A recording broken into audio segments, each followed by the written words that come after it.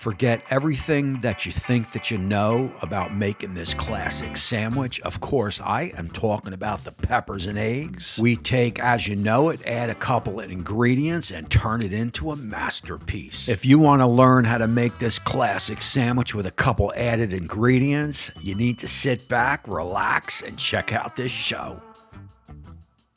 As always, you will get a full ingredient list down in the description, but I gotta tell you, on a recipe like this, the bread is definitely of the utmost importance. Oh, hell yeah. Alrighty guys, welcome back to License to Griddle. And as you could see, my griddle has definitely taken a little bit of a beating overnight. We have about 30-40 mile per hour wind gusts happening right now, and it is quite chilly out here. Hopefully this wind guard on my little clip here does a good job. And so look, as I was thinking about this cook here, I was trying to come up with a couple different phrases, and one of them that I came up with is how can something so simple be so good? And I am telling you, if you have never tried this, I have been eating this for as a kid. I even actually did a video on this about 6-7 years ago, or when I first started the channel. It was your typical bad video when you first start rolling film. So I figured, let me do it again. But this time I've got some tricks and I've got some little updates that are just going to take this flavor profile right up through the roof. So you are definitely going to want to stick around for all of that. As we get some fresh oil down and also clean the little doodads that are all over my my griddle. And the first thing we are going to want to do here is get our peppers on. I've got 2 peppers happening here. I like to keep this into the green. I'll put a picture of the peppers that I have. I can't really remember offhand, but I like to keep this to the green. If you want to put a little bit of red in there for color, go ahead. But the green pepper is the classic pepper used in this recipe. Of course, we've got our peppers on. We will get a little bit of oil down. Again, my griddle leans down towards the grease thing right here. So all the oil is always going to flow into the food as I put it here up front. And that is definitely by design, by me. And we are about 300, and we can get up to 350. 375, 400, but when we go to put the eggs on, we will shut all the burners off so we can get that perfectly cooked egg. So on these peppers here, you are basically just looking to wilt them. That is all the recipe calls for, so that is exactly what we'll do. Now I've got some pre-made salt, pepper, and granulated garlic. If you are not mixing up your whole bottle like this, I've got information down in the description where you can pick this stuff up right from Amazon and pre-mix it yourself. That way you'll keep it right in the cupboard. I mean, this is good for beef ribs, this is good for pork ribs, this is good for brisket, and this is good for what I am making here today. So it is an all-round great mixture of that granulated garlic, black pepper, and also kosher salt. So look, to my peppers, we're going to add a little bit more flavor in, and that is going to be some chopped garlic. I've got this chopped garlic sliced thin.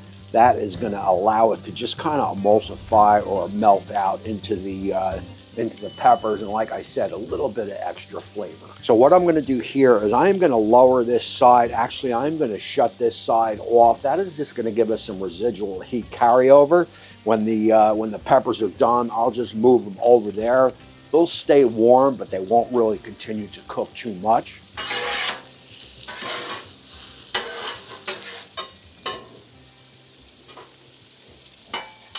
And again, peppers will not take long to cook. Woo! So look, that looks pretty good here. I will move these over here. And again, they will continue to cook and they will continue to wilt out. And this is definitely going to be another one of those quick pretty quick recipes that are just gonna, like I said in the beginning, the flavor profile of this is tremendous, especially compared to how long and how easy it is to do. We will get plenty of butter down over here. That is going to house our bread. And plenty of butter over here because that is going to house our eggs, which are going down now. And again, now I am going to lower my temp. So we're 350, so that's not bad. I will get the eggs down, but also have lowered the temp. Now my eggs are going to run right into here, so I've got my spatula all ready to stop it.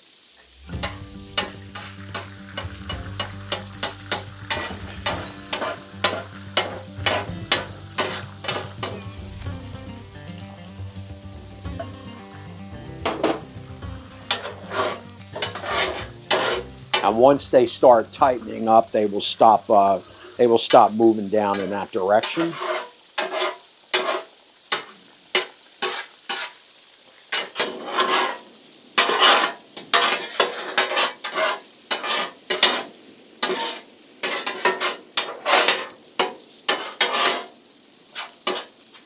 So I'm going to basically shut my whole griddle down, get some salt, pepper, and granulated garlic on these eggs.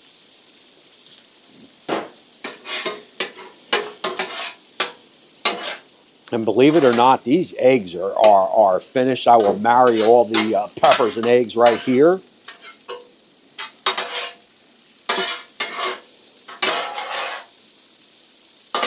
You want those eggs done nice and loose. And again, the 3 1/4 will get you there on the griddle. So look, what I want to do here is let's get set up over on the board. I will move this bread over that way. We will plate it up over there, do that taste test, talk about it, and of course, close out the show.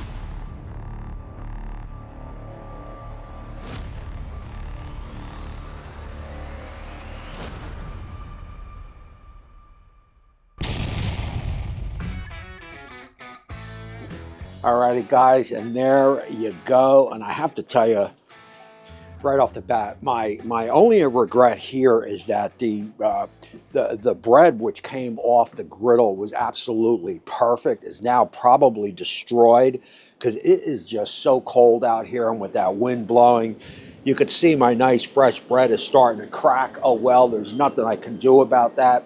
You know, I wish I could throw this thing off the griddle, you know, right in the house and just start eating it when it was piping hot.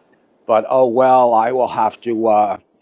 Maybe I'll pick up another bread, or have the wife pick up another bread, take all the goodies off, heat them up, and put them on bread to eat it tonight. This is tonight's dinner. I'm going to attempt to cut this because I got to do that taste test. And again, I do apologize about the wind, but it is what it is. I got Molly right here. She is ready to rock and roll. This is a sausage and pepper sandwich.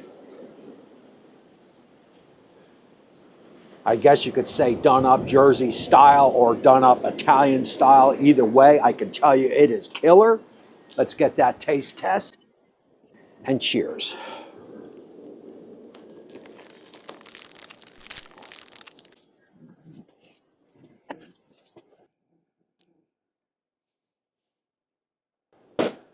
If you know, you know.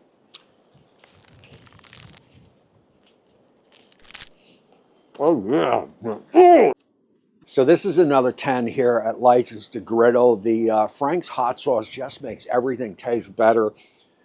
I'd probably douse this in some ketchup also, but I don't want to get killed from you guys, so I'll refrain from doing that on camera. I mean, hey, there are certain things that we learned here at, well, at the Gallery BBQ and also License to Griddle, and that is ketchup. A lot of people just can't stand it, so I will leave it off of this. We've got that Frank's is right there. That freshly grated Parmigiana cheese is key. If you don't want to use that, pick up a nice Pecorino Romano would be perfect. I mean, that is right there. You get all the flavors of that. Of course, the peppers, the eggs, the Frank's. That nice bread is very important to me. Bread is a deal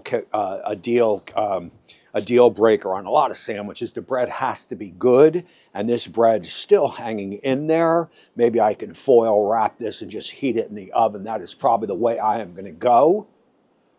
And that is going to close out this show here. Another good one at License to Griddle. My name is Tommy, and I guess that makes me the Griddler. I appreciate all you guys from watching. This is another one that you have to make. If you don't want to make it on the griddle, make it in a frying pan. After all, the griddle is just a big frying pan, isn't it? So that is going to close out this show. I appreciate all you guys for watching. And until next time, we will see you.